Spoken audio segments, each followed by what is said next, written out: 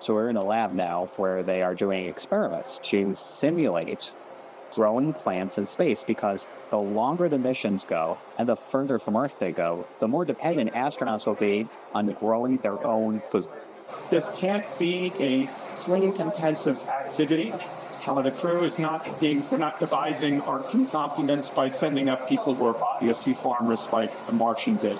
You may see that Mars looks like it's at the end of the roadmap, but in actuality, because of the needs of the food system, it's really the first area we're working toward. Prepackaged food currently does. What we fly the ISS begins degrading certain key nutrients after like 18 months. For Artemis, I can send the prepackaged food up there and we're good to go, no issues. But for a mission to Mars, because potentially 2 to 3 years, make it longer in duration, now I have to supplement that diet because certain key nutrients are starting to degrade. So running forward with some really cool plans, we're doing cucumbers and melons. So I think what's interesting is we'll be able to utilize the stuff that we do here to expand the amount of that are available to the astronauts to use in the future, so that we can alleviate menu fatigue, because we don't want them to get tired of what they're eating.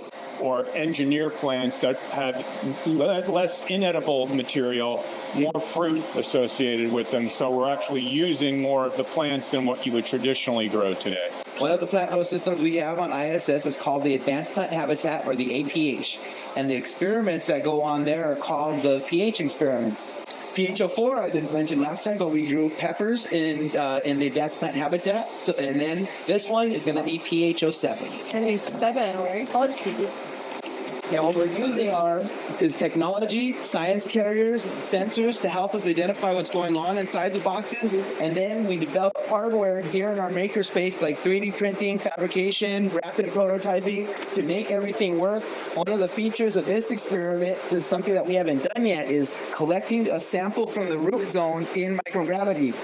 We use this growth media. It's called barcelite. It's the red clay that you see on baseball fields. And if you open the box in space, it'll float everywhere. So how do you get a root sample back to here? Well, one of our students came up with a fine device that's 3D printed. We're using a thread on the actual lid. This screws in, and then a sample or a core comes out that holds the sample in it. Once the astronaut pulls it out, they put it into the negative 80 below freezer, and then we bring it back to Earth and do analysis with it. So it's really cool. I don't know much about the analysis, but I do know about the prototyping and the drawings and the 3D printing. So it's like where all microbiology and engineers and biology come together. This is it completely.